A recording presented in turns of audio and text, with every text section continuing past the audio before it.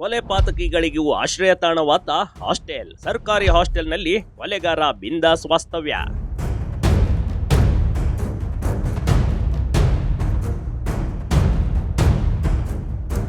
ನಿಜಕ್ಕೂ ನೀವು ಕೇಳಿದ್ದು ಸರಿಯಾಗೇ ಇದೆ. ಕೊಲೆಗಡಕರು ಇದೀಗ ಬೇರೆ ಎಲ್ಲೂ ಅಲ್ಲ, ಹಾಸ್ಟೆಲ್ಗಳಲ್ಲಿ ವಾಸ್ತವ ಮಾಡ್ತಿದ್ದಾರೆ. ಈ ವಿಚಾರ ಕೇಳೋದಕ್ಕೆ ವಿಚಿತ್ರ ಅನ್ಸಿದ್ರು ಇದುವೇ ಸತ್ಯ ಕಣ್ರಿ.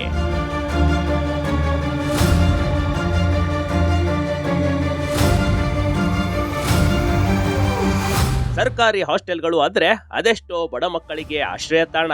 ಆದ್ರೆ ಇತ್ತೀಚೆಗೆ ಸರ್ಕಾರಿ ಹಾಸ್ಟೆಲ್ಗಳಲ್ಲಿ ಅವ್ಯವಸ್ಥೆ ಹದಗೆಟ್ಟಿದೆ ಅನ್ನೋದಕ್ಕೆ ಇದೇ ಘಟನೆ ಸಾಕ್ಷಿ. ಅನುಮತಿ ಪಡೆದ ವಿದ್ಯಾರ್ಥಿಗಳು ಮಾತ್ರ ಹಾಸ್ಟೆಲ್ನಲ್ಲಿರಬೇಕು. ಆದ್ರೆ ಯಾವುದೇ ಅನುಮತಿ ಇಲ್ಲದೆ ಇರೋ ಯುವಕರಿಗೂ ಆಶ್ರಯ ತಾಣವಾಗಿದೆ. ಇಲ್ಲಿ ಅನೈತಿಕ ಅಕ್ರಮ ಚಟುವಟಿಕೆಗಳು ಎಗ್ಗಿಲ್ಲದಂತೆ ನಡೆಯುತ್ತಿವೆ.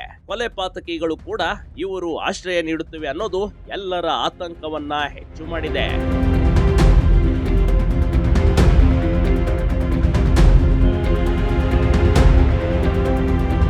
ಹಾಸನದ ಸರ್ಕಾರಿ ಹಾಸ್ಟೆಲ್ ಒಂದರಲ್ಲಿ ಒಬ್ಬ ಕೊಲೆ ಪಾತಕಿ ಹಾಸ್ಟೆಲ್ನಲ್ಲಿ ಆಶ್ರಯ ಪಡೆದಿದ್ದಾನೆ.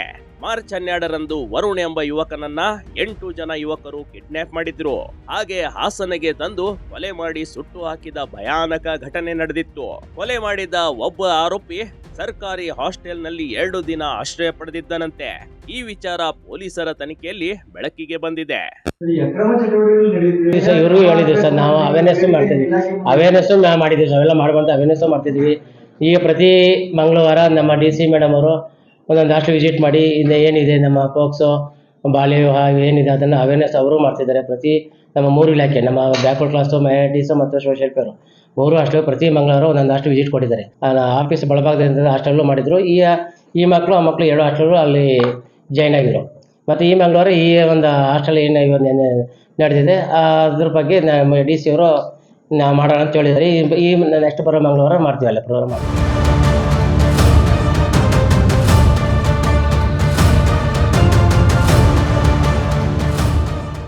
ಕೊಲೆ ಮಾಡಿದವನು ಹಾಸ್ಟೆಲ್ನಲ್ಲೇ ಇದ್ದ, ಯಾರಿಗೂ ಸಿಕ್ಕಿರ್ಲಿಲ್ಲ ಈತನ ಸುಳಿವು. ಈ ಫೋಟೋದಲ್ಲಿ ಕಾಣ್ತಿರುವ ಕಿರಾತಕನ ಹೆಸರು ಪೃಥ್ವಿ. ಮೂಲತಃ ಚಿಕ್ಕಮಗಳೂರು ಜಿಲ್ಲೆಯವನು ಕಣ್ರಿ. ಇವನು ವರುಣನ ಕೊಲೆ ಮಾಡಿರುವ 8 ಯುವಕರ ಪೈಕಿ ಒಬ್ಬ. ಈತ ಕೊಲೆಯಲ್ಲಿ ಭಾಗಿಯಾಗಿ ನಂತರ ಹಾಸನದ ಹಾಸ್ಟೆಲ್ಗೆ ಬಂದಿದ್ದ.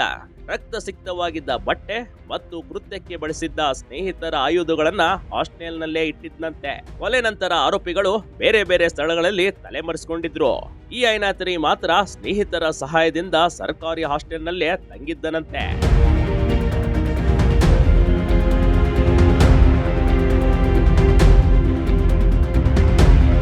ಕೊಲೆ ಪ್ರಕರಣ ಭೇದಿಸಿದ ಹಾಸನದ ಪೊಲೀಸರು ತಮ್ಮ ತನಿಖೆಯಲ್ಲಿ ಈ ಆಘಾತಕಾರಿ ಅಂಶವನ್ನ ಬಹಿರಂಗಪಡಿಸಿದ್ದಾರೆ. ಇಂಥ ಘಟನೆಗಳು ಹಲವೆಡೆ ನಡೆಯುತ್ತಿದ್ದು ಕಠಿಣ ಕ್ರಮ ಇಲ್ಲದಿರೋದು ಇದಕ್ಕೆಲ್ಲ ಕಾರಣ ಕಣ್ರಿ. ಸರ್ಕಾರಿ ಹಾಸ್ಟೆಲ್ಗಳಲ್ಲಿ ಸೂಕ್ತ ಭದ್ರತೆ ವಹಿಸದೇ ಇರೋದೇ ಇದಕ್ಕೆಲ್ಲ ಕಾರಣ ಎಂದು ಸಾರ್ವಜನಿಕರು ಆಕ್ರೋಶ ಹೊರಹಾಕ್ತಾ ಇದ್ದಾರೆ.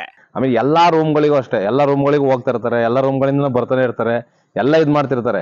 ಈ ವಾರ್ಡನ್ಗಳು ಏನ್ ಮಾನಿಟರ್ ಮಾಡ್ತಿರ್ತಾರೆ. ಈಗ ತಾಲೂಕು ಅಧಿಕಾರಿ 25-30 ಹಾಸ್ಟೆಲ್ ಇದಾವೆ. ಇಲ್ಲಿ ಒಬ್ಬರೇ 25-35 ಹಾಸ್ಟೆಲ್ಗಳಿಗೂ ವಿಸಿಟ್ ಮಾಡಕ್ಕಾಗಲ್ಲ, ಇದ್ ಮಾಡಕ್ಕಾಗಲ್ಲ. ಅಲ್ಲಿ ವಾರ್ಡನ್ಗಳಾರು ಅದನ್ನ ನೋಡ್ಕೋಬೇಕಲ್ವಾ.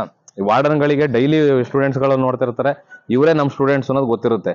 ಬಟ್ ಅವ್ರು ಯಾಕೆ ನೆಗ್ಲಿಜೆನ್ಸಿ ಮಾಡ್ಕೊಂಡು ಇದ್ ಮಾಡ್ತಿರೋ ಗೊತ್ತಿಲ್ಲ. ಒಬ್ಬ ಕೊಲೆ ಆರೋಪಿಗೆ ಹಾಸ್ಟೆಲ್ ಅಲ್ಲಿ 3-4 ದಿನ ಸ್ಟೇ ಮಾಡೋದಕ್ಕೆ ಅವಕಾಶ ಐತೆ ಅಂದ್ರೆ ಇನ್ ಯಾವ ಮಟ್ಟಿಗೆ ಮಾನಿಟರ್ ಮಾಡ್ತಿದ್ದಾರೆ ಹಾಸ್ಟೆಲ್ಗಳನ್ನ ಅನ್ನೋದೇ ನಮಗೆ ಅರ್ಥ ಆಗ್ತಿಲ್ಲ. ಆಮೇಲೆ ಇಲ್ಲಿ ಸ್ಟೂಡೆಂಟ್ಸ್ಗಳು ಓದಕ್ ಬಂದಿರ್ತಾರೆ ಸರ್, ಈ ತರ ಕೊಲೆ ಮಾಡೋರು ಇವರೆಲ್ಲ ಬಂದ್ರೆ ಅವ್ರ ಮೆಂಟಾಲಿಟಿ ಹೆಂಗಾಗುತ್ತೆ, ಅವ್ರ ನೆಕ್ಸ್ಟ್ ಫ್ಯೂಚರ್ ಹೆಂಗೆ, ಈಗ ಅವ್ರ ಜೊತೆ ಇದ್ದು ಅವ್ರು ಯಾವ ತರ ಬಿಹೇವ್ ಮಾಡ್ತಾರೆ ನೆಕ್ಸ್ಟ್ ಅದು ಸಮೇತ ಮ್ಯಾಟರ್ ಆಗುತ್ತೆ.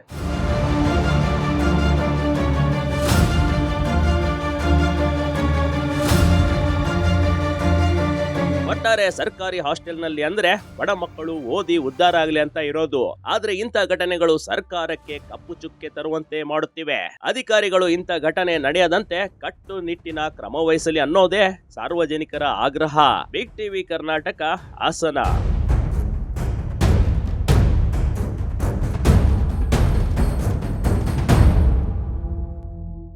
ಬಿಗ್ ಟಿವಿ ಕರ್ನಾಟಕ ಯೂಟ್ಯೂಬ್ ಚಾನೆಲ್ಗೆ ಈಗಲೇ ಸಬ್ಸ್ಕ್ರೈಬ್ ಮಾಡಿ.